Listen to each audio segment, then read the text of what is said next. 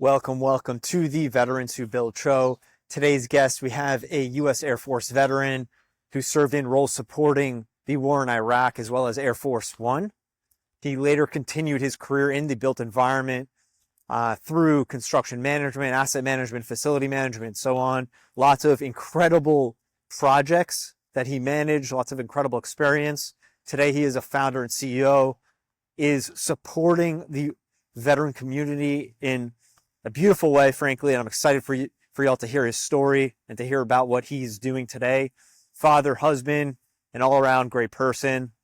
A quick shout out to our subscribers. Thank you to our listeners. Thank you as well. However, please subscribe to our channels, YouTube, Apple Podcasts, and Spotify. Please hit a like. Please hit a subscribe. Please submit a review. It helps the channel a lot. Quick shout out to our sponsor, Jet.Build. Ladies and gentlemen, without further ado, please welcome Gary Odum.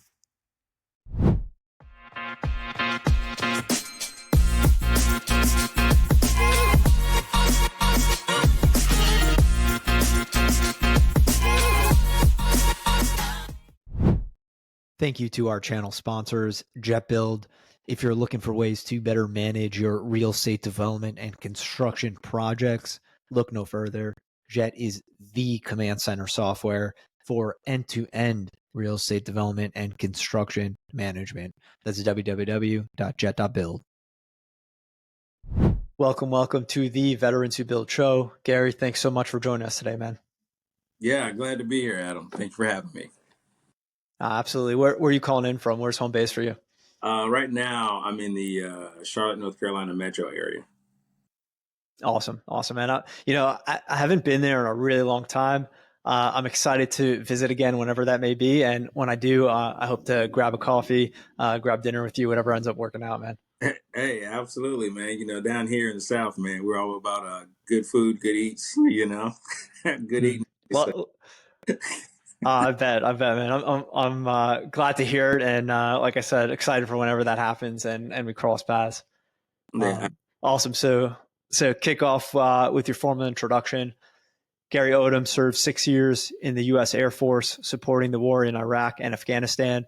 He served as presidential support for G.W. Bush Air Force One, as well as foreign heads of state. After service in the Air Force, Gary facilitated government contract acquisitions in real estate before his passions led him to attend Georgetown's Masters in Real Estate program. These experiences led Gary to start BG LionStar Group as the founder and CEO. Gary's 15 years of asset facility, construction management, and sourcing project opportunities are used to serve communities while providing stable investment opportunities for institutional investors. Gary serves on the board of directors for Andrews AFB Fisher House, Georgetown University Student Veterans. He volunteers in the community and at local schools. In his free time, Gary, along with his wife and 2 children, live and work in the Charlotte metro area. Gary, I'm super excited to hear more about all of these different experiences and what they have meant for you, where you're at today. And also, last but not least, before we kick off your story, congrats on being a father of 2. That's amazing. Yeah, absolutely. I mean, if there's anything I'd want to understand, at least I did something right twice. Yeah, there you go. Totally with you, man. Totally with you. All right. So as our audience knows, and as you know, we like to start off in chronological order. So tell us about where you grew up, what your childhood was like, and what led you to your service. So it was interesting, I'm a Air Force brat. My dad served for 23 years in the Air Force. He was special ops.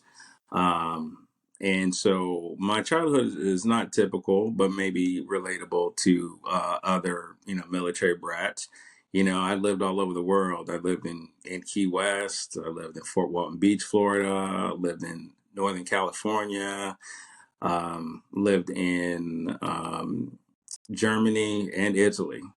So my formative years really spent in Europe, going to DoD schools.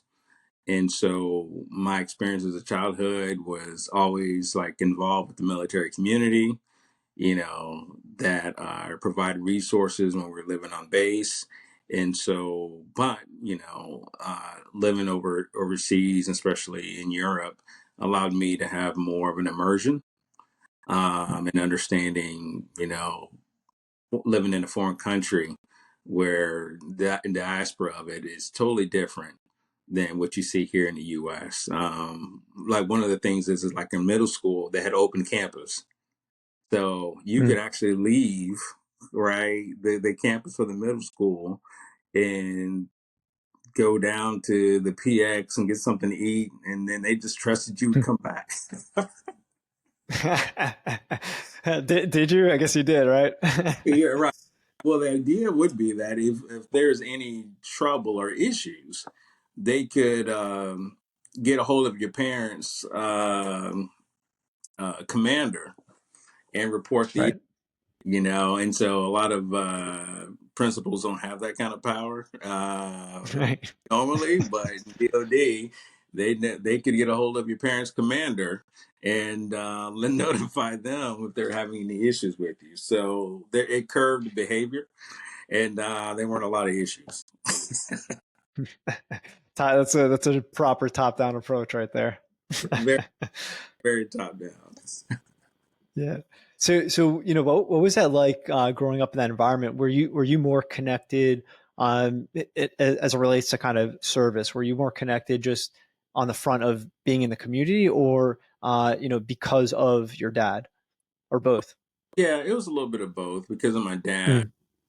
And living around. And the first thing, you get to a duty station and then you have your host family, or your sponsor, who comes to pick you up from the airport. And then in the sense too, they kind of like help you understand how to get around, amenities. And so because of that, then I started meeting like other like kids growing up who had similar Mhm. interests in American football, soccer, baseball, so athletics, and that kind of got me plugged in, and then Mhm. standing in that sense of immersion, but also where to go see a movie or where you want to get pizza or whatnot. And so we had the on base options, and then we also had the off base options.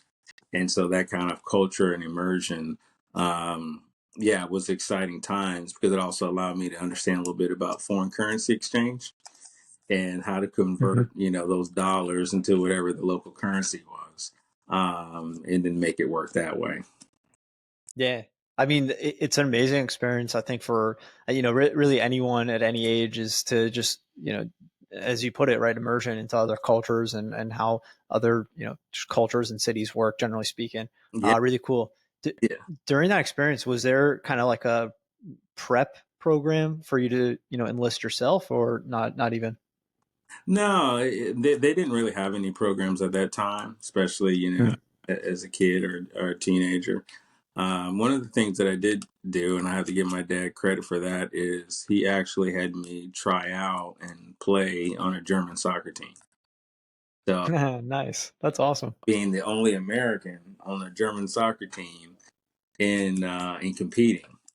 What he didn't tell Yeah. is how much footballers make, because if he had, it would have convinced him to stay in Germany, and probably lived a lifestyle that's probably a little bit more grandiose than what I'm doing now. But no one told me like people make. And so I thought, oh yeah, I just made the soccer team, and the league I was in was called B Young, which was basically right before you start getting recruited to play Mm. for in the Bundesliga, to where Mhm. recruit folks from local German communities and start paying them to be in their minor leagues before they start moving them up. And so no one explained any of that. But anyway, that was my immersion. Mm. They wanted to learn about it. They loved American pop culture. They didn't want me to try to learn to speak any German because they need to communicate faster. So they learned Right. in school. So they wanted me to get access to Levi's. They wanted music. They want anything I can get my hands on as it relates to American pop culture. That's cool, man. That sounds like a fun experience. So, so walk us through. So I guess walk us through enlistment, right? What was that like for you, and where were you at that point in the world? So at that time, my dad was stationed at Herbert Field. in Fort Walton Beach, Florida, where it's headquarters for Air Force Special Ops. And I graduated from there, got out, and I did like two years of college. At that time it was Mhm. Pensacola Junior College in Pensacola, Florida. And it was at that time, at my halfway through point, I said, I'm ready to enlist, into the military.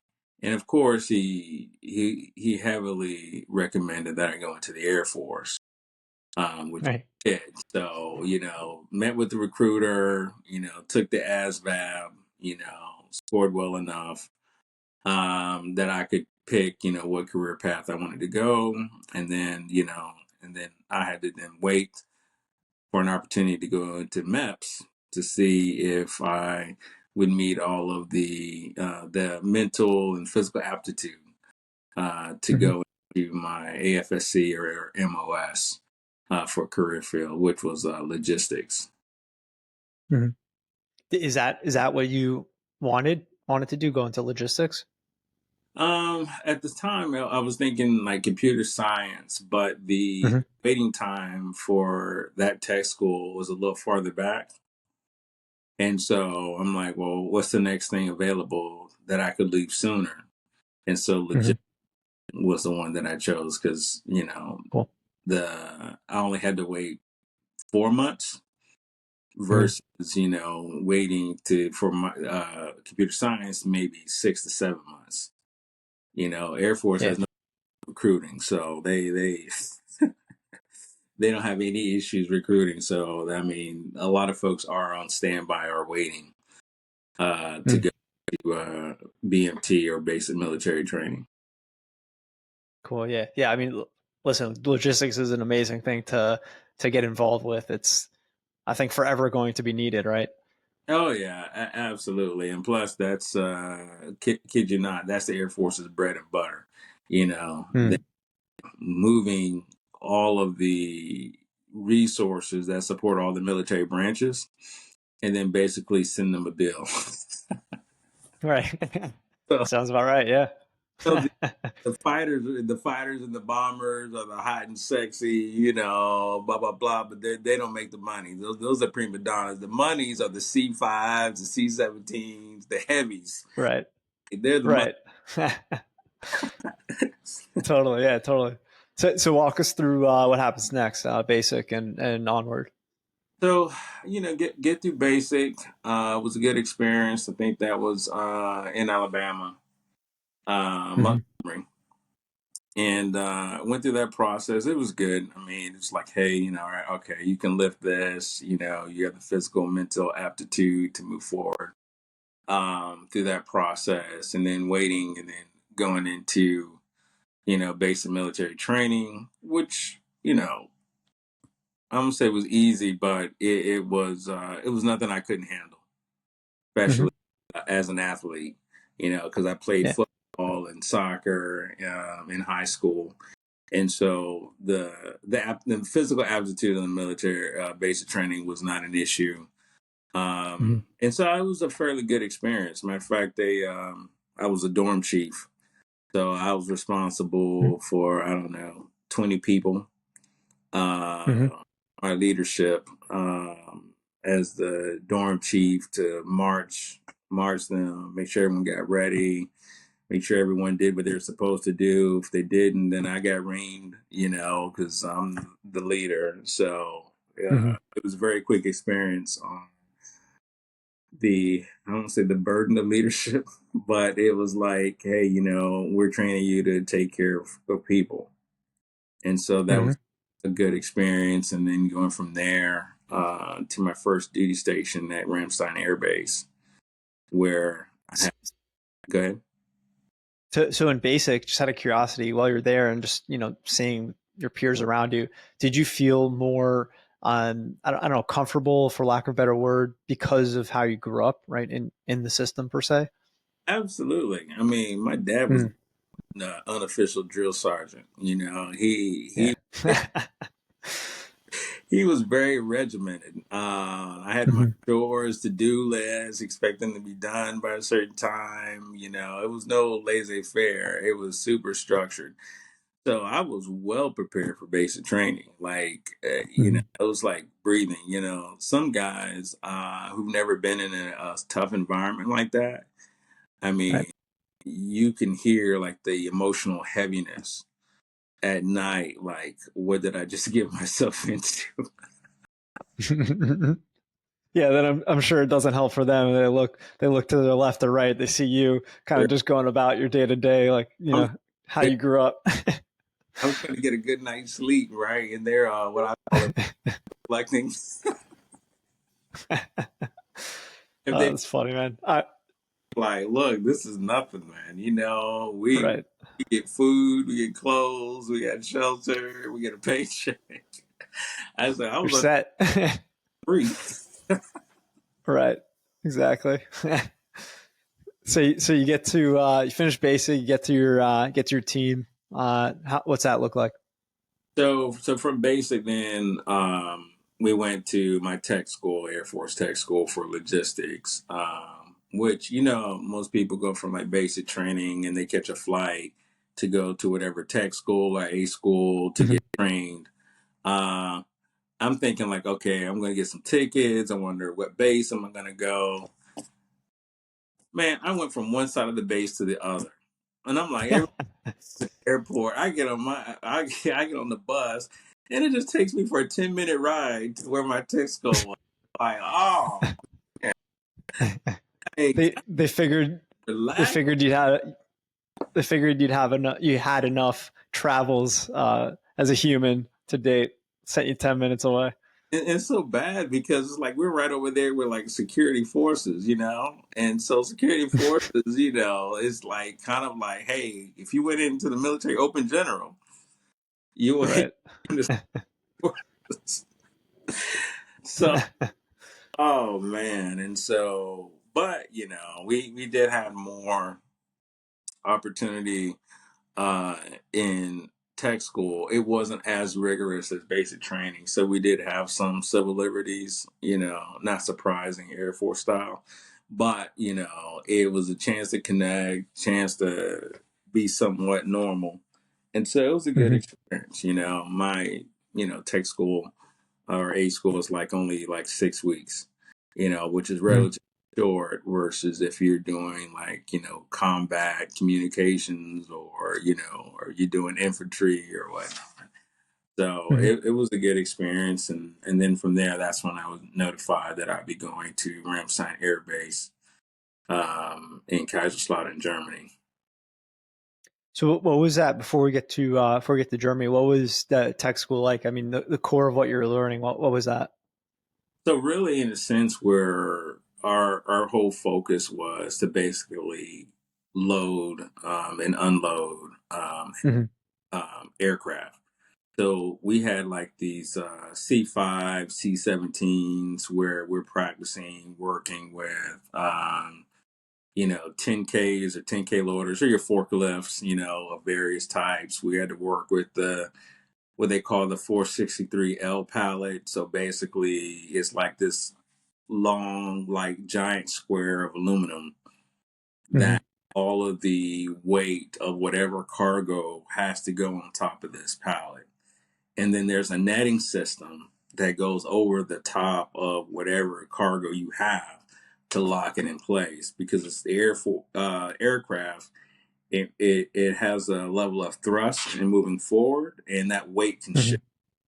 So it's like, how do you lock the weight down versus when the aircraft is landing and hitting the brakes, then all that weight can shift forward. And so, how do you then have enough restraint going, the other way? Right. And then the other Hmm. is if the aircraft is flying and then it drops all of a sudden. So we had to have to make sure that in either direction, the cargo would be restrained to that pallet because if it got loose, it could put a hole in the side of the aircraft or it can handle. Because sometimes we'll have people stationed sitting down in seats right along the cargo. And if that Hmm. cargo loose, it could kill or injure someone. So we had to go through training and running calculations on how to properly restrain vehicles as well as cargo, um, and how to understand exactly how to tie the chains around the axles of certain vehicles, and to calculate to make sure you've got enough chains on the vehicles to make sure that you've got enough restraint. So the Yeah, really interesting. Yeah, when you say that, I'm thinking about, my Amazon order of I don't know, a box of tissues and how that's arriving to me. And now I'm thinking about what you're saying, restraining heavy equipment with people inside as well, and how that works. And I think that's really fascinating. Oh yeah, because the Air Force also competes at FedEx. FedEx has an aircraft called the MD-11, and so the Air Force can test its strength of its logistic to get an item from point A to point B with electrical tracking systems, and compare it to FedEx and how Hmm. fast they're moving, so that there's constant level of improvement on logistics. And so we had to time how fast we could load or unload an aircraft with cargo, especially when it comes to safety, because sometimes the aircraft would come in and it would only shut off the engines halfway. We have to load that cargo Hmm. in, cargo out, and we have to take account in how much fuel is on the wings. Right. We had to make sure that the aircraft was properly balanced, Hmm. and with the heaviest cargo towards the wings, and then if there's like explosives and things of that nature towards the aft end of the aircraft, so that if Hmm. something happens and you're hearing sparks back there, they'll open up the back of the cargo and push that car. Right. Better out than it's staying in. That's for sure. Right? So we had to work through all of that. Yeah, really interesting, man. So, all right. So where we left off was you deployed to Germany. So we're in Germany. Get to Ramstein Air Base. Get to our unit. And then that's when we were there, and people don't know, like in Ramstein Air Base, you have all your heavies. You have your C5s, your C17s, your 130s, which are your propeller type aircraft, and then you have like your larger. And the C5 is interesting because the nose cone opens up, and then Hmm. the end of the aircraft opens up, and then the C5, which is our largest cargo aircraft, can squat. So the hydraulic system can actually lower the vehicle close to the ground Cool.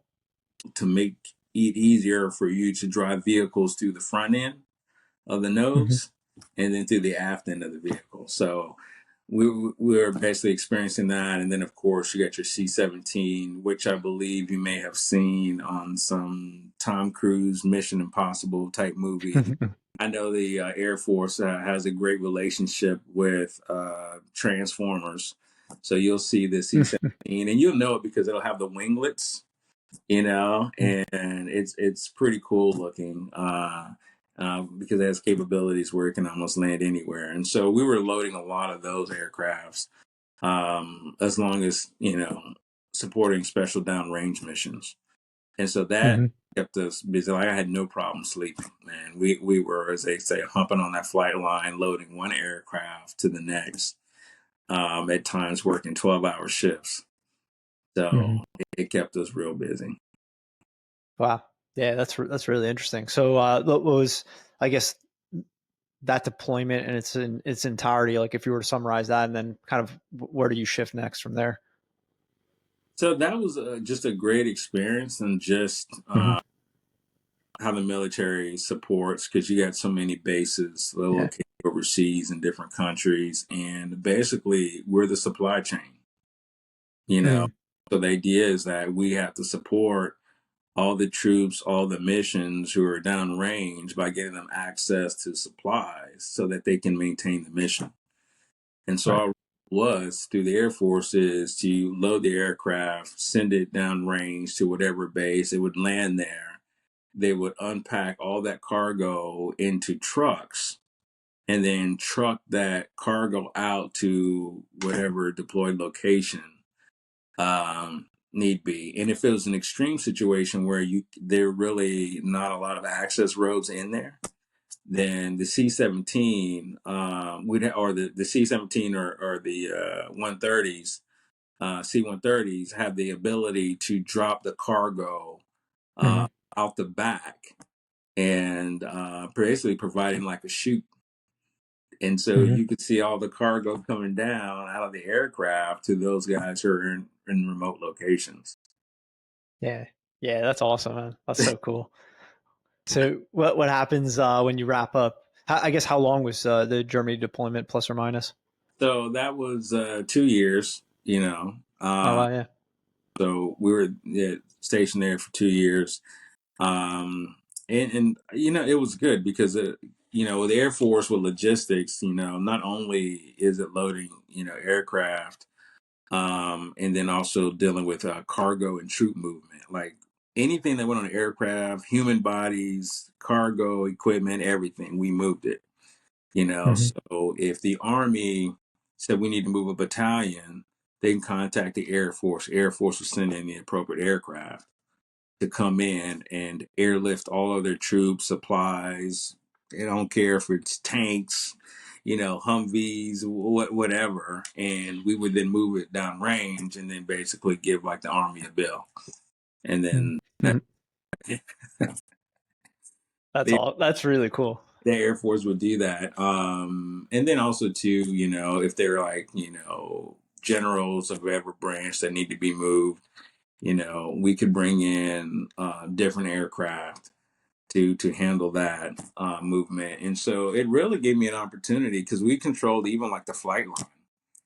So Hmm. any plane that touched down, we call it ATOC, which is the Air Terminal Operations Command. And so we basically saw the inbound and outbound aircraft. We controlled that, so just kind of like regular airport operations that you would see at Hmm. your local airport. Like that's what the Air Force did. We really Right. like were a military airport and Right. handled. And so we even handled military retirees and folks who wanted to fly Space A, which is short for Space Available. We were like, Mm. yeah, we can take some veterans or some folks in there. We got a few extra seats and we can throw them Mm. into a military aircraft. And then they could go to Ramstein or Hickam or whatever military base just because they were space available. And so Mm. that was kind of like my real uh, opportunity to really see the heart and soul of what it means to work logistics for the Air Force and how we move cargo and manning and personnel all over the world. Mm. Was this the same base that you, I guess, grew up on? No, this was a different one, different base. Okay. The one I grew up on. The one I grew up on was like more like Lindsay Air Station, which is in Wiesbaden, Germany. So Hmm. totally Okay. city, totally different base, totally different mission. And Sure. Sure. I'm down there in southern Germany, so to speak. And then so that's where I don't know if my last name it just worked out that I would be going back to Germany in my own career. But yeah, that's pretty Mm. much what happened. Cool. Yeah. Yeah. So what happens after Germany? So after Germany, my NCOSC or non-commissioned officer in charge told me that I'd been selected for presidential support detail. And so I had to go through a background check, I had to go through, I did several interviews. And then once I Mm. passed, I notified that I was in the clear. And then so I then was sent to Andrews Air Force Base, which is now Joint Andrews Air Force Base. And that's Hmm. where we would work what we call the blue and white missions. So that means for president, SecDef, Joint Chief of Staff, all the generals and whatnot, that we have Gulfstream aircraft. So I Hmm. know folks are like, ooh, G5, G6. Well, the Air Force has those. Right. As the 747s, which are made popular by the movie Air Force One with Harrison Ford, which a lot of that is fiction. But our role is to support that aircraft. So anything that goes Mm-hmm. on off the aircraft, we were responsible for, right? That's why it's called Air Force One, because it's Mm-hmm. the Air Force that moves the president. And so I had a chance to be a part of that detail, which was amazing. And then when Wow. I'm supporting the president, then we were supporting all the higher ranking, officials, even foreign dignitaries and heads of state. So if like the Mm-hmm. prime minister of Japan was coming through on their version of Air Force One, we had to go out there and meet with them, roll out the red Mm-hmm. carpet, and then they would then take all of those photos that you would see on CNN and Fox News. Well, the Air Force is coordinating all of that. Right. So what you must have done something in your service. I'm guessing in Germany, just given timeline that led you to be selected. Do you have any idea? Because my dad was in the Air Force, he kind of gave me some of the behind the scenes of what I needed to do, Mm-hmm. be promotion eligible. So I Right. know Air Force is continuing education. I know the second thing was being involved in your community, and then they like when you volunteer versus being voluntold. So Right. Right. volunteer, to help out at whatever nonprofit, maybe something at the Fisher House that was on base. Mm-hmm. They like folks to take the initiative, and because I was able to take the initiative, and my dad was in the Air Force, it kind of gave me an edge. And so I came Yeah. to the Air Force with rank already. I came in as I think E3, and then I basically fast tracked to like E4. And so then it just put me in a position to where I would stand out, right? And at the time, Mm-hmm. right, we had to you make sure your uniform's sharp, make sure you're presentable, and basically not give your NCOIC or commander a hard time. Mm-hmm. Any activities that may have caused me to stand out or get in trouble for. And so I understood the game. I understood how it was played, what my role and responsibilities were. And so it allowed me to excel and stand out. And so because of that, they felt like I warranted, it was merited that be given this opportunity to serve at Andrews in that capacity. Mm-hmm. Wow, that's amazing, man! Congrats on being recognized and being selected for such a thing. It's really awesome. Yeah, What was some like differences you felt, in that Air Force One support position versus in the Germany Air Base position? yeah. Well, one of the things is that anytime you're dealing, with the president, you're dealing at a super high level with a Mm-hmm. lot of visibility, which then can create a lot of stress. So as we were coordinating with the White House and other three-letter agencies, there was no room for failure. Mm-hmm. When they said, we need you here, we need to accomplish this, there were no do-overs. You had to get it right. They can't say, oh, the Air Force One can't depart at such and such time because of this or because of that. You had to make it happen. Mm-hmm. And so the amount of camaraderie and the way that we worked together to ensure that we ran successful missions, I mean, it was hard work, but very rewarding. And that means that, I could not, there were certain liberties I could not have because of the importance of my role. And so one is like, I had to stay within 10, you know, mile radius of the base, Mm-hmm. have a uniform with me at all times. I had to make sure that if called, I could respond and get there. And then it's interesting, right? Is that I would, see an event, right, and on base, where it'd be the president or some prime minister, and then moments later, I could go turn on the TV and see where I'm standing and everything that happens. That's awesome. That's sometimes I was in the shot, CNN or Fox News, caught us, in movement.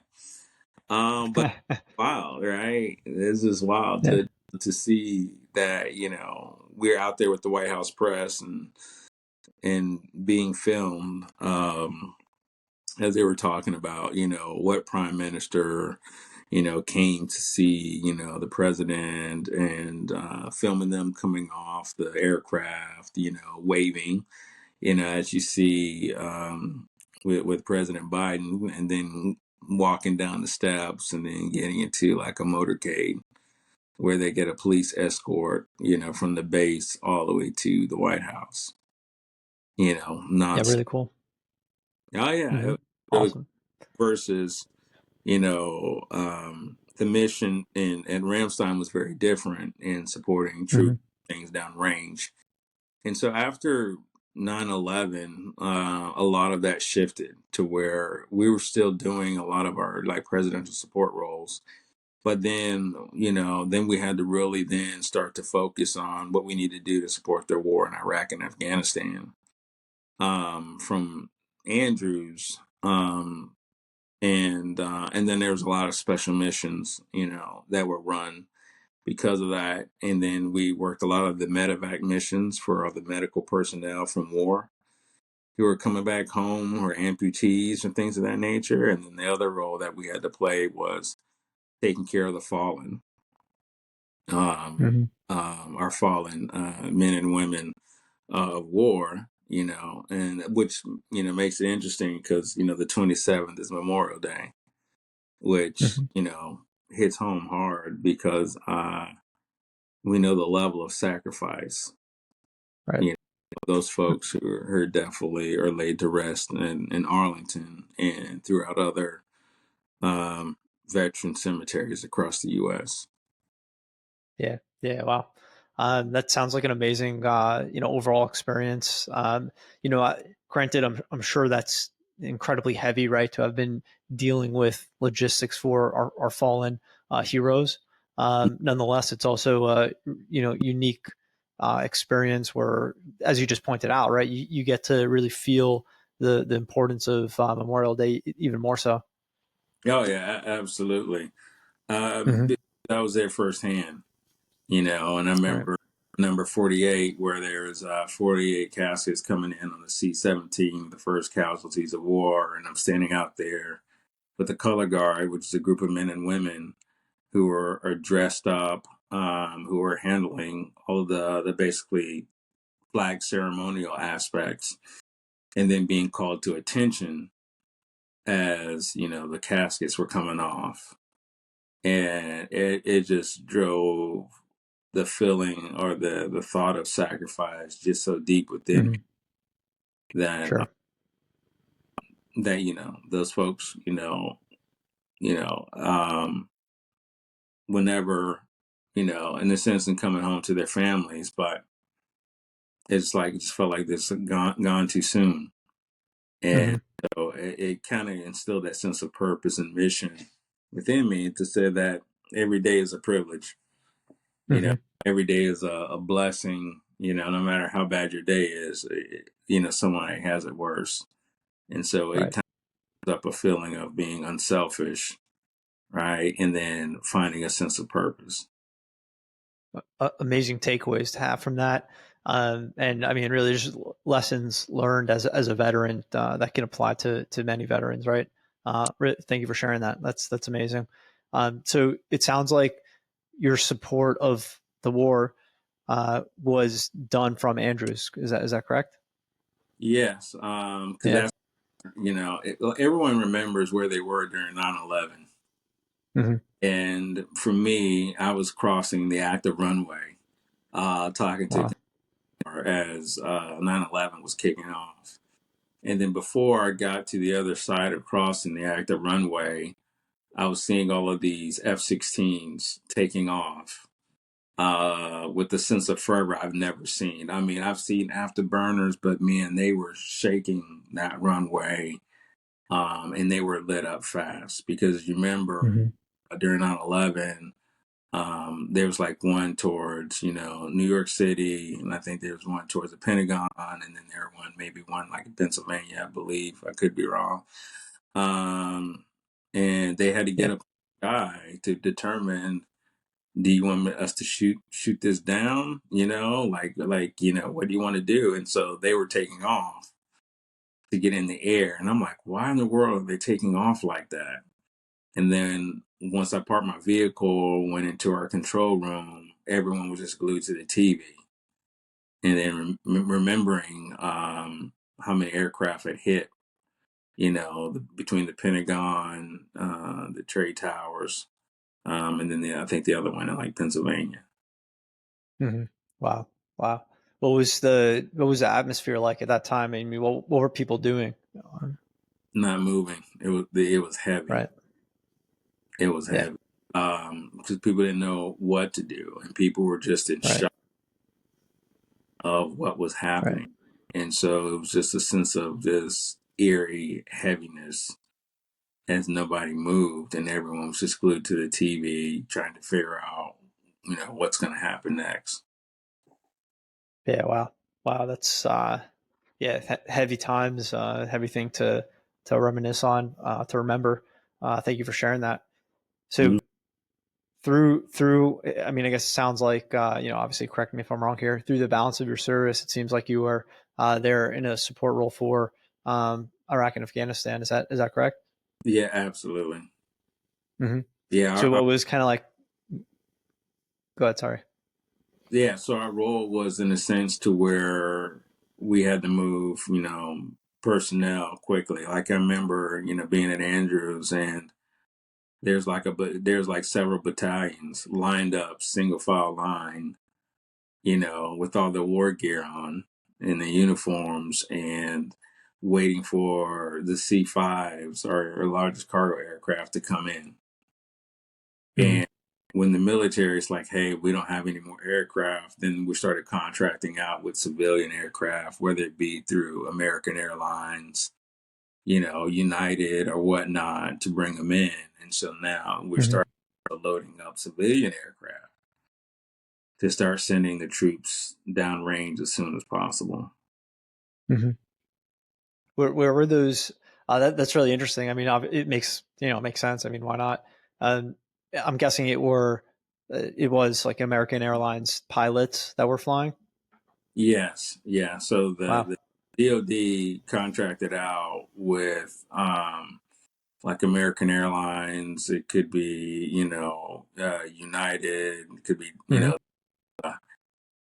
to load them up with troops and then move them down range. Just because, in a sense, where um, a lot of our aircraft were tied up with tanks and Right. helicopters and things of that nature. So when it comes to just moving troops, if the Air Force couldn't do it, then we'd contract out to our civilian Hmm. airlines. And they did some of the lifting of helping get troop personnel downrange.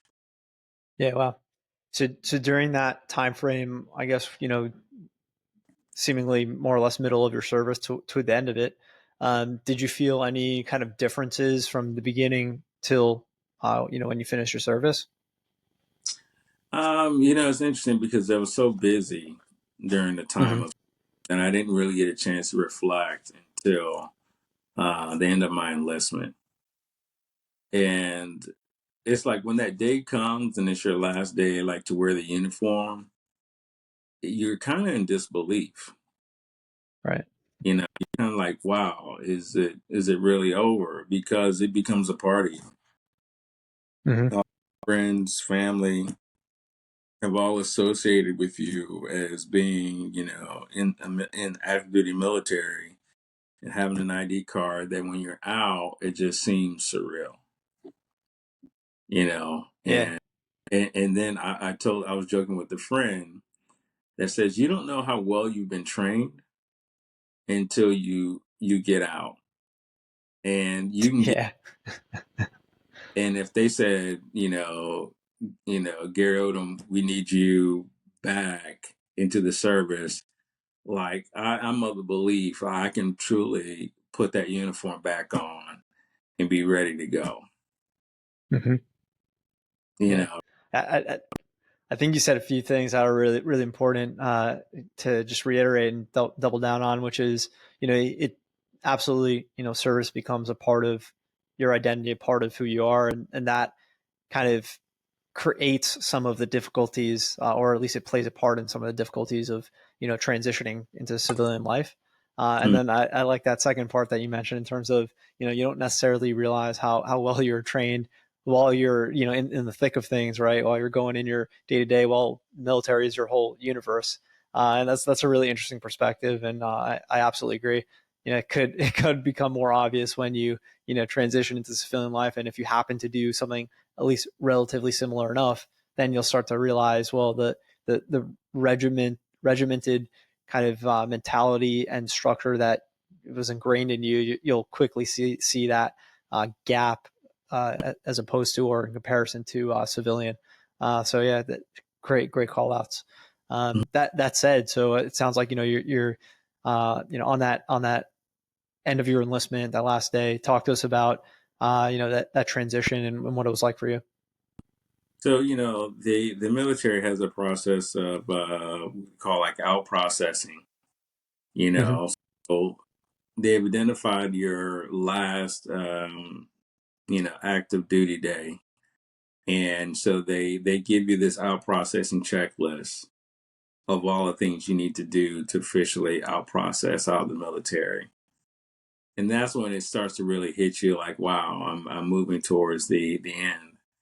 And so it was like, the jokes with the other active duty military, folk, veterans who are like, hey, I can't believe you're getting out. And then, they hang out with you a little more, maybe, they take you out, for some drinks or, hang out with you. And so it's almost like a time reflection because of all of the things that you did while working on missions together. It really brings you close. And Mm-hmm. so it offers that time of reflection that you got to go through like your, dental records, medical records, you got to go, get whatever, base education, whatever, base B, maybe you're in housing and you have to get ready to move out. But it was just that process of checking the boxes as you realize like, hey, this is coming to a close.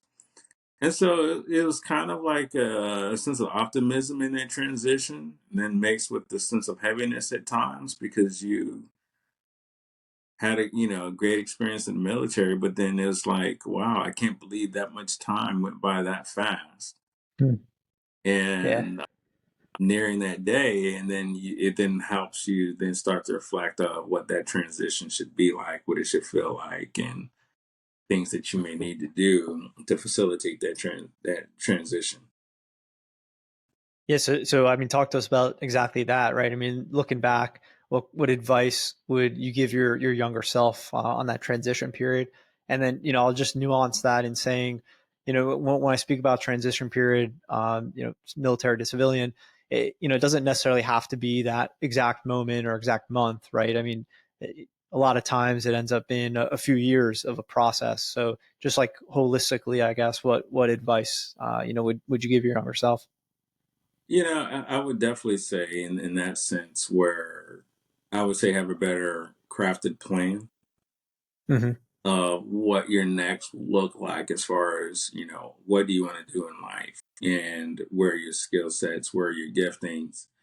And then also just the research now, which I have a lot more materials, is understanding how your military training transitions into Hmm. the civilian world and being able to one have a well crafted resume, right? That typically does that will do that. And I think maybe in 6 months out, start applying for jobs or, Hmm. start a business, right? Which is easier to start while you're still eating and getting that going. So, and then if you're like looking to start a business, it's like, join an incubator, you know, Hmm. they're catered to the military to help you transition or start signing for classes if you need continuing education or you need a specialized degree because there may be some benefits to taking it while still on active duty Mm.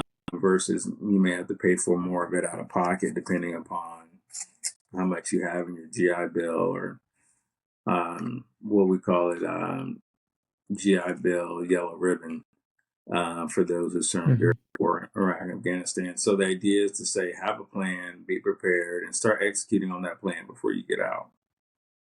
Wow, yeah, great advice. I'll also highlight what you mentioned there in terms of start creating your plan 6 months or whatever just before you actually literally finish your enlistment, so that you're not going to get smacked in the face with well, what now per se, right? So that's awesome advice.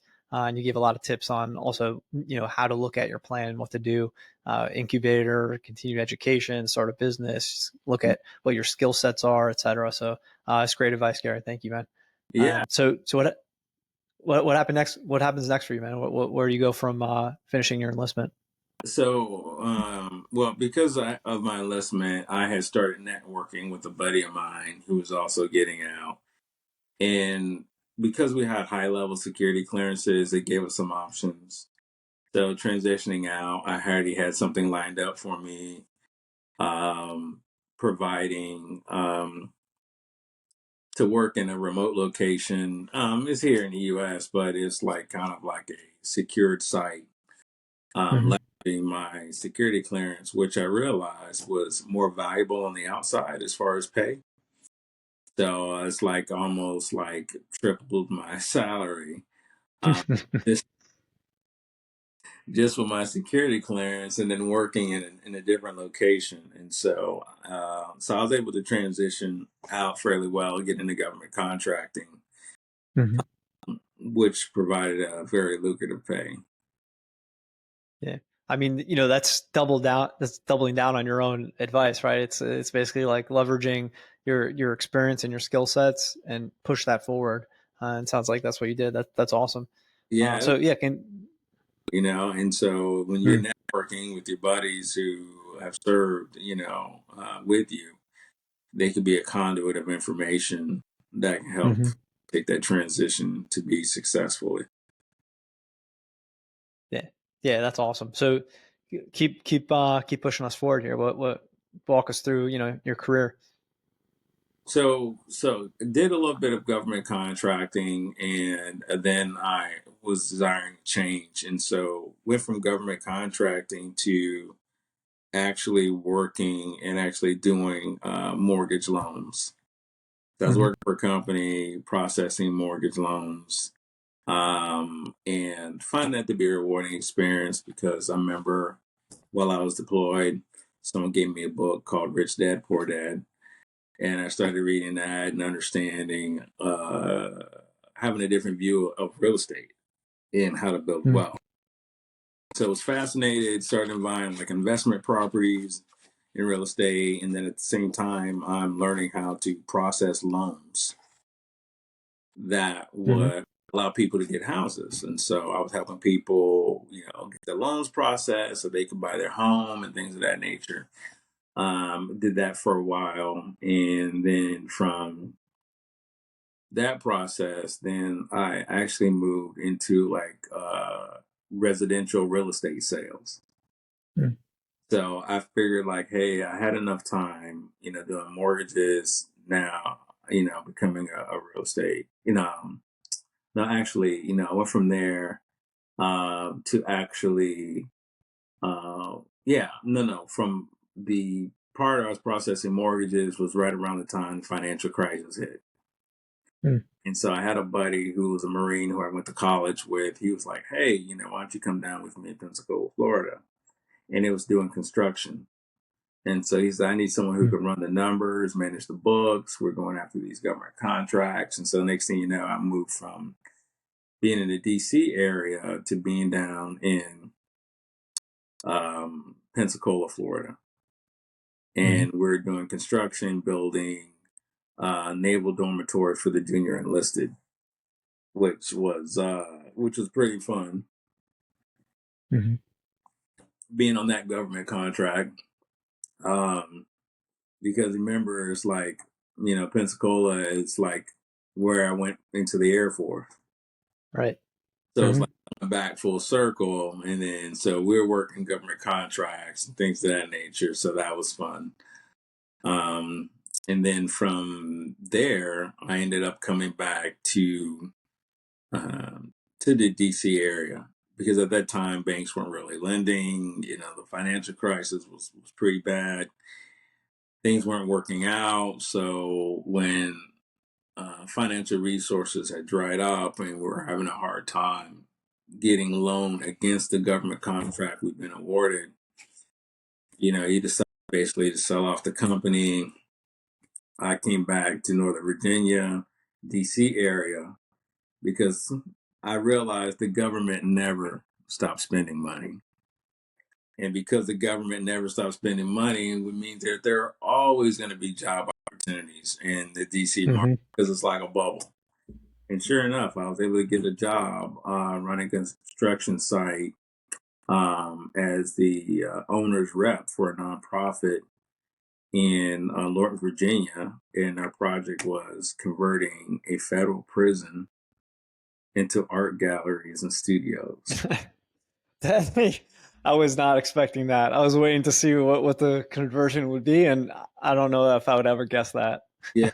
So that's when, we're taking down the 3 rings of barbed wire fencing. The prison had been shut down. So there's like lead paint, asbestos. We had to clear different sites. And so I'm working at this small site trailer overseeing this, had to be maybe like 25 to $30 million project covering Mm-hmm. 55 acres, repositioning this federal prison. And so yeah, it was crazy times. And so it was then there I realized I wanted to go back to school and get into commercial real estate Mm. because I wanted to figure out how to do more deals and originate the funding versus being in construction. The funding's already in place. You're just bidding on Mm-hmm. a contract to get a scope of work. And I'd seen that piece already. So I'm like, well, how are these deals originated? What do I need to know? Right. Georgetown was running a program catered towards commercial real estate professionals. Mm-hmm. And I went against all odds and said, let me apply. Yeah. And then after, I don't know how many essays, how many round of interviews, evaluating my transcripts and all of that kind of stuff, they finally said, okay, we'll let you in. And so next thing you know, I was going to Georgetown with Mm-hmm. her, folks who wanted to make their careers in commercial real estate. And then that's where I went for a concentration on commercial real estate development. Mm-hmm. With the understanding the finance piece, the legal piece, and the construction management piece. And so Yeah, that, that's and the awesome. crazy thing is, I met other veterans in that program Mm. who were doing the same thing. So that's what was amazing. Wow. Yeah, that's really cool. I love how you touched on a handful of different verticals within commercial real estate construction space. Getting you to the point where you just left off. That's really neat. Yeah. And so through that process of finishing up at Georgetown, there's a company called America's Corporate Partners, or ACP, that said, hey, we'd love to help you with this transition process. Fill out this information. Let's see if we can support you. And I got a call from Deloitte that says, hey, we read your profile, your business background. We'd love to work with you and help you with your transition. And so they mentored me for a year on investments, on Mm. real estate, private equity, hedge funds, things of that nature, to understand how capital works, how capital moves. And then they realized that I still had a part of me wanted to give back to the community. So I didn't necessarily want to go corporate America, but I wanted to figure out like how can I leverage my skill sets and backgrounds to give back to communities and to help communities move forward. And they're the ones that said they encouraged me to start a company. Mm. So then that's when I started in 2013, BG LionStar, which is a social impact investment and commercial real estate development company focused on serving the military and underserved communities through the adaptive reuse of land and building Mhm. social good. Yeah, that's amazing. Before we continue, I want you to be able to explain a little bit more about what you're focused on there with LionStar Group and what you've been accomplishing. But a quick half step back. Did you apply to this program? I think you might have said, I don't know if I missed it. Did you apply to this program that connected you with Deloitte, or they reached out to you in particular? They had a just a website that said, "Hey, Mm-hmm. your information." So from the information that I filled out, I was connected to Deloitte. So Mm. if they fill out your profile information, and then we'll connect you to a company who's interested in working with you. Oh, amazing, amazing. And So I got, talk to us. Yeah. So talk to us about. Sorry, I didn't mean to cut you off. If you had more to say there, otherwise, oh, no, talk to us more about LionStar Group, man. so me and a group of veterans, a lot of us come from underserved communities. And Mm-hmm. we were dedicated to making a difference, leveraging our background and degree. And so we understood that there's strength through partnerships. And we wanted to figure out like how can we address that kind of social impact needs, because veterans from all walks of life, I don't care if you're in Iowa to Miami, Kansas, Hawaii, or whatever, right? Veterans all across this country have sacrificed. And so their focus is how can we help the communities where veterans come from to be Mm-hmm. able to thrive and flourish. And so, since a lot of our veterans returned back to underserved communities, they were requesting, like, hey, who can help us with this commercial real estate project that's been going on, that's been ignored for years? And so, when they found us, they were like, hey, we'd love to work with you to do a real estate development project. Mm-hmm. So initially, we started out in the consulting space where we were consulting with churches, nonprofits on how to create a feasibility plan that allows them to have an investment grade business plan to attract capital from, Mm-hmm. which is what I had experience with working in the Lorton doing the adapt reuse for the prison. It was actually run by a nonprofit.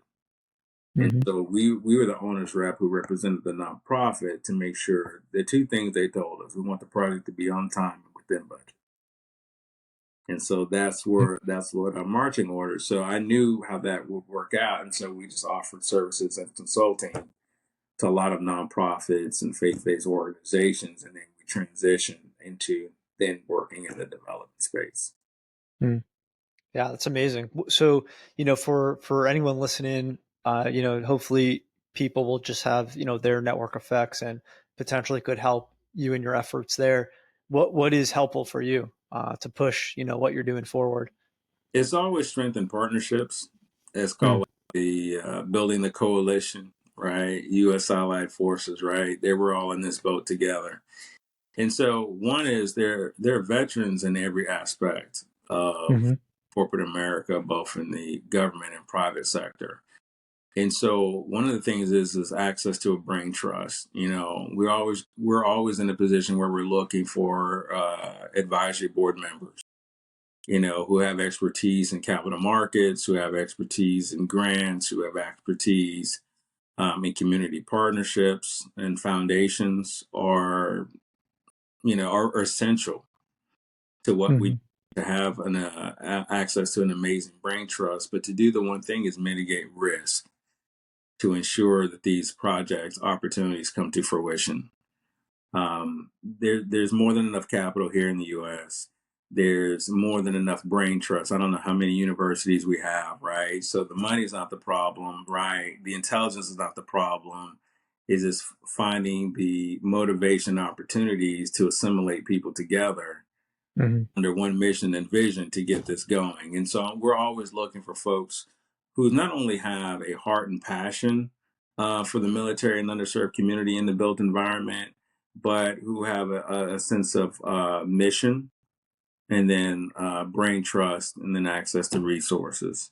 And so we'll joint venture with another developer in whatever city or state and then craft a development project. But the one thing that they always need is access to capital. It's either equity or it's going to be debt financing or the loans. And so the idea is that we can then create a pro forma or create a capital stack, as they call it, an investment that allow us to move these projects forward. And then now they're the organizations that are real big on what we call impact investing, meaning they want you to do good and do well. And so, like, look, you don't have to give up who you are and become a nonprofit, that you can actually excel and exceed as a for profit. And that there's actually investment dollars that are connected to impact initiatives.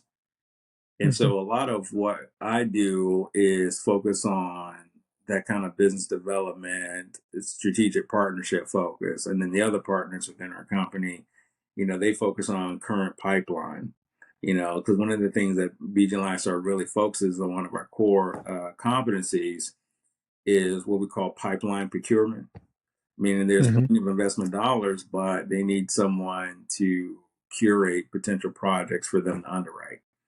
So our team goes down range. We go find real estate projects that meet their underwriting criteria Right. and create the partnerships both on the ground and then also the institutional relationships that might be in Philly, New York, who says they have money to invest. They need investment grade projects. And so we're that intermediary Mm-hmm. that moves forward, almost like, you know, I would say like the waiter scenario, right? Where they're sitting down, right? Institutional investors are sitting down in this beautiful restaurant, fine dining, beautiful white linen. And we give them the menu and they say, okay, we'd like to order this. Right. Then our team goes back, right? We're sweating in the kitchen, right? Cooking, putting it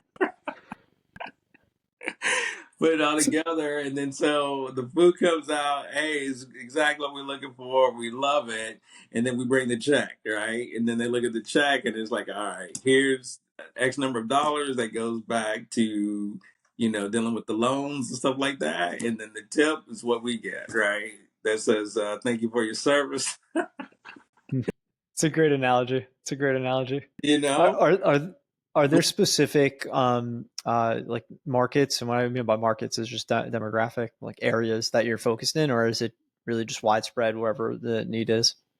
well, typically we're in what we call like tier one cities, where it's like Mm-hmm. your York, DC, LA, Miami, but we also focus on tier two cities, which are your larger, smaller submarkets. It might be Mm-hmm. like St. Louis, maybe, it may be more like a Charlotte, those areas. And we typically focus on, one is the underserved communities in those Right. metropolitan areas. And then we also look for and supporting military housing, because right now military families are having a hard time finding affordable housing because of the rate of inflation. Mm-hmm. There's not enough housing stock for affordable housing, and so the idea is that they need more housing stock that's affordable, and then also in safe communities. And Right. so a lot of the work becomes, just to be quite honest, Adam, comes by way of referral. Mm-hmm. We get a referral on an opportunity for a development project, and then we just go down range to see if it makes sense, to see if we can make the numbers work and pencil, and then leverage our access to resources and partners to find a way to get the deal done.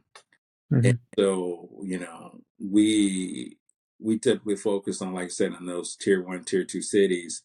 But if there's something that we cannot directly get involved with, then we'll try to identify a resource that can help that project move along. I mean, listen, man, it's really an amazing initiative. I think the core mission of supporting underserved communities, especially in the really what is just like a general crisis in terms of affordable housing, and then have it to be structured around the needs of veterans. Yeah. I think it's just such a no brainer for anyone who can support. It's just an amazing mission, and congratulations for getting that up and running. And I'm just going to continue looking out for continued success. definitely, hopefully we'll be able to create some connections as well. Hopefully the show will be able to, provide some awareness, generally speaking, as well. Really, really amazing job, man. Absolutely, and one of the things is that because some of these areas that we're working with qualify for tax credits, so that they're Mm, federal grant funding available for some of these deals that we're looking at.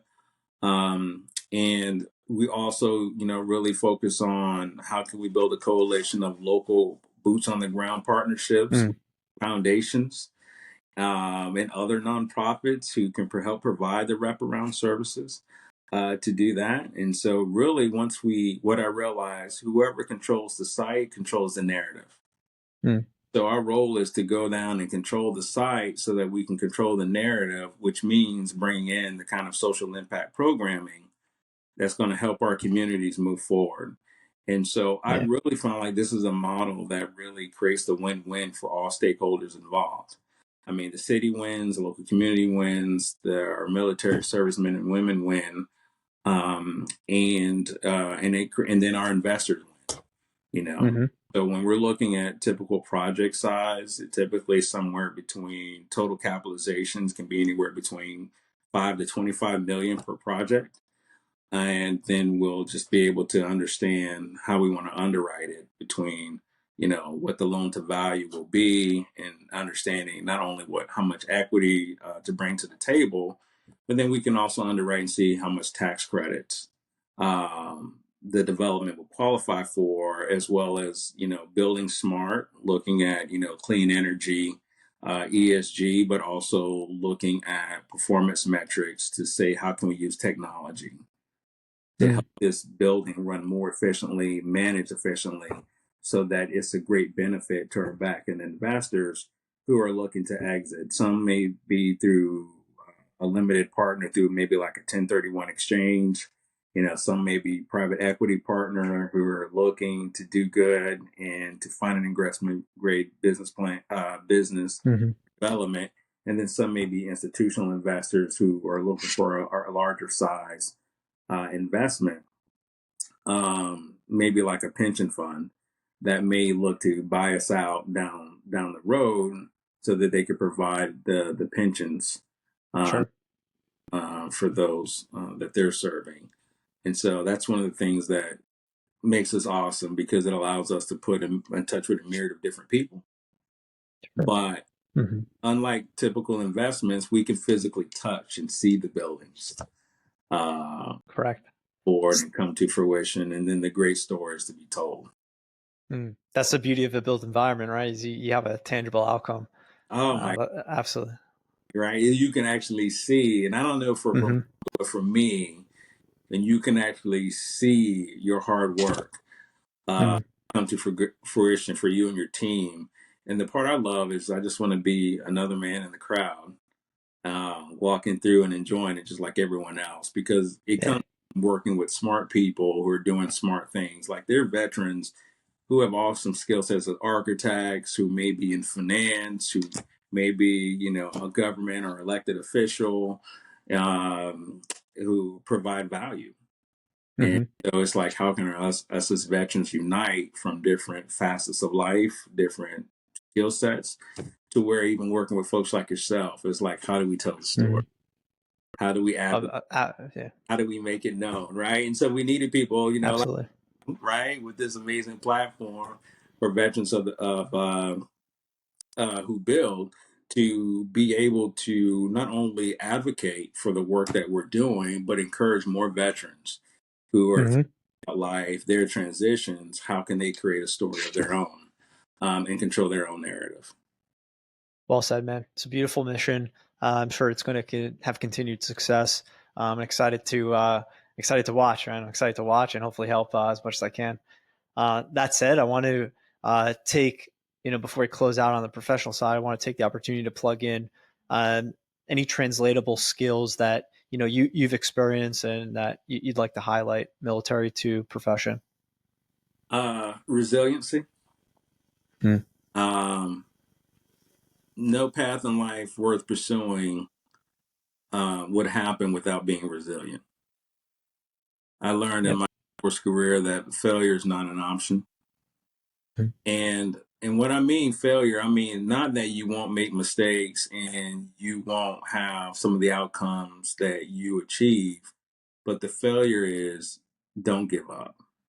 Mhm. Don't give up. Don't stop pursuing. Because when you realize you only fail when you give up. So as long as you're not giving up, you're still winning. Will there be lessons Very, yeah. along the way? Of course there will be. Will you make mistakes? Mm. Of course you will. Will you realize there's some things that you can do better? Of course you will. But you only learn in the doing. Mhm. Right? And by connecting, because the truth is you learn more about who you are in the process.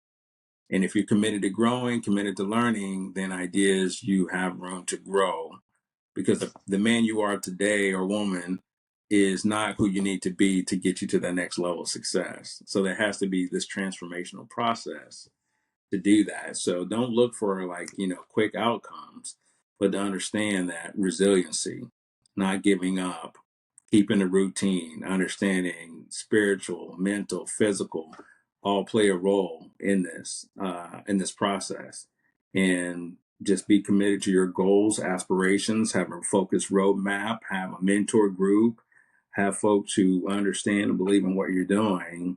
And it's not based on emotions, but have that strength of fortitude to keep pursuing. Very, very well said, man. It's defining what failure means, and it should be nothing but simply quitting, right? That's what failure should mean to you, and with that, it'll allow you to, as you put it, right, make mistakes, have your lessons learned. But so long as you apply that resilience in your path to whatever, you'll get somewhere, right? Yeah, very well said, man. That's awesome. Absolutely. Closing out the professional side, I want to just give you the opportunity to plug in, and it could be something you said, right? A career win, whatever that means for you. So, where career win really for me is a couple other things. It's understanding the journey, Mm. and I know that even going through Georgetown, like it stretched me, right? As Mm-hmm. far as academic intensity, and I had to remind myself not to give up. Mm-hmm. Yeah, and finishing that and checking that box was like everything.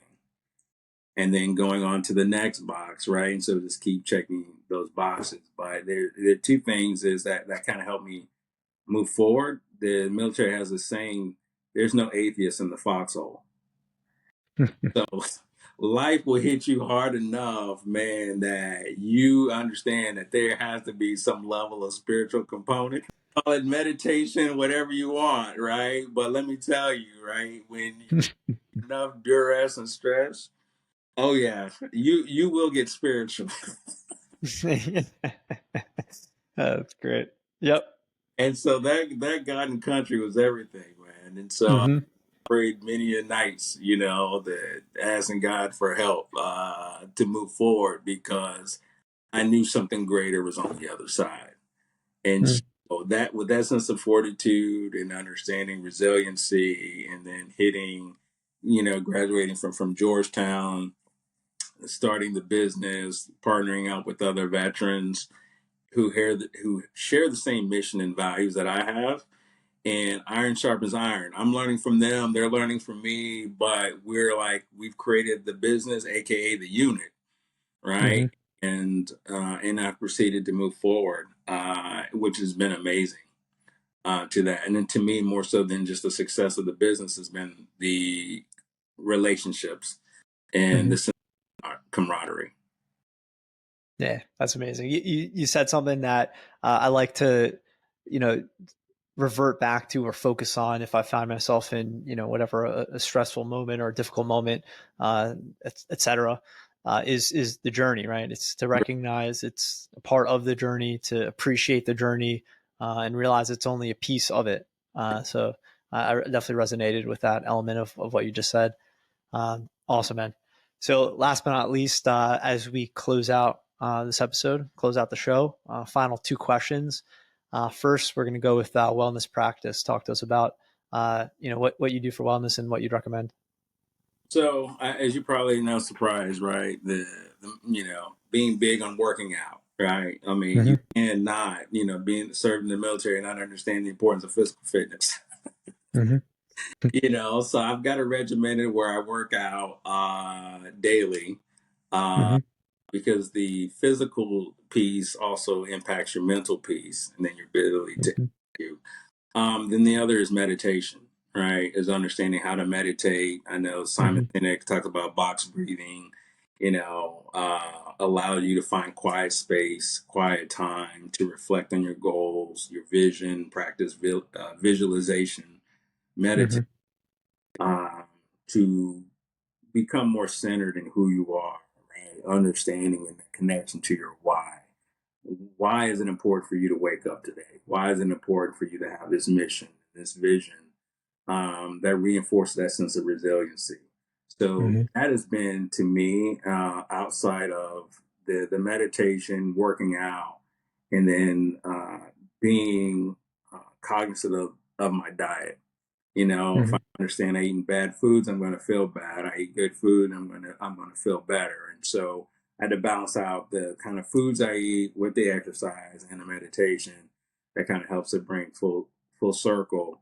Well, wellness has to be an intentional lifestyle. Like, you don't happen to do things in sense of wellness. No, you have to be intentional about doing that and finding ways to incorporate that into your life so that it becomes the norm. Perfectly said, man. I can't add anything to what you just said. That's textbook right there. It's those three pillars, whatever it means for you, right? Mental health, physical fitness, and nutrition. Uh, what I think that doesn't get enough kind of recognition, just underrated per se, is what exactly as you put it, right? What you put in terms of nutrition, food is going to be the output, right? So if you eat bad, you're going to feel bad. If you eat good, you're going to feel better. So yeah, very well said, man. Well, it Last, makes sense too, right? Because if anyone who has a hard time understanding that, you understand that hangover didn't happen by accident, right? right? Exactly. Some Exactly. hangover, right? And so whatever it is that hangover was probably not the best for you. Exactly. You realize the next day, right? And so if anything, anyone has a hard time understanding that, they just think about that and they'll get it. There you go. Yeah, there you go. That's the key. So last but not least, favorite book or books that you'd like to recommend to the audience. For me personally, definitely the Bible. Mm. I can't imagine just the level of inspiration I have received from understanding a deeper meaning to life as far as a guide, in dealing with life circumstances that you may not fully understand, but somehow must go through, and Hmm. finding that deeper sense of purpose. So for me, definitely, God's word, as a Christian, it just reinforces that narrative. But then there's the other book by David Schwartz called The Magic of Thinking Big. And I Mm. would truly recommend this book, definitely to your audience, Adam, because the idea is life is what you make it. It's like, as kind of like saying, as a man thinketh, so is he. Mm. What you think is what you'll become. And so when you think about whatever it is that you're focused on, it's not saying, hey, one day I will be. In order to take on that persona, you must be that person today. So if you're going to be the greatest person to ever do podcasts, you have to embrace that persona today, Mm. right? Not tomorrow, today, because what you think about and accept today will start to shape your character, will start to shape how you wake up in the morning, will start to shape how you engage your to-do list, how you connect with others by taking on that persona today. And one of the things that was reinforced with the magic of thinking big, by David Schwartz, is understanding those principles and challenges in life. And if your mindset is not focused on success and resilient, then it's easy to get swayed by media, by life, by Hmm. the circumstances, and then you'll give up. And so those are the two books for me that really did it. And as you see here, I've tabbed it out because I Hmm. realize when it comes to information, you have to build daily habits to reinforce it. And so I tab up my books and highlight it so I can go right back and Hmm. continue to get refreshed, retrained, reinvigorated, and move forward. So those are the two books I would definitely recommend. Awesome. Amazing recommendations. I'm sold, man.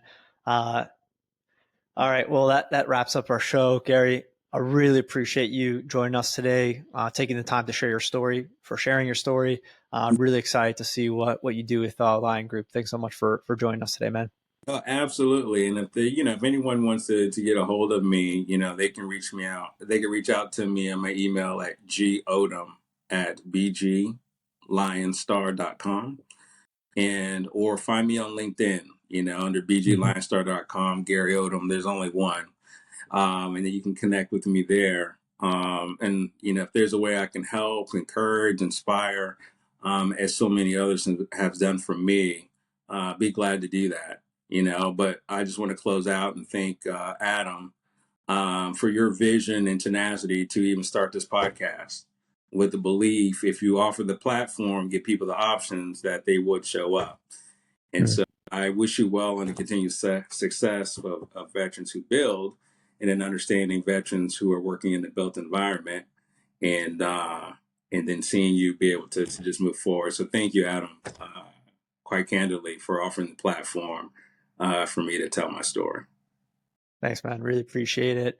Uh, Gary, I'm going to link your information in the show notes. So for our listeners, they can quickly access that information. Again, just in the show notes, easy as that. To our listeners and subscribers, thanks for listening and subscribing. A reminder to please subscribe to the channels, YouTube, Apple Podcasts, and Spotify. Quick shout out to our show sponsor, Jet.Build.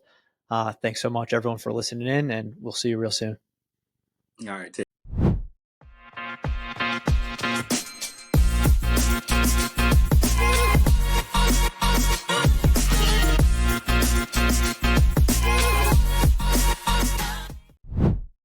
Thank you to our channel sponsors, Jet.Build.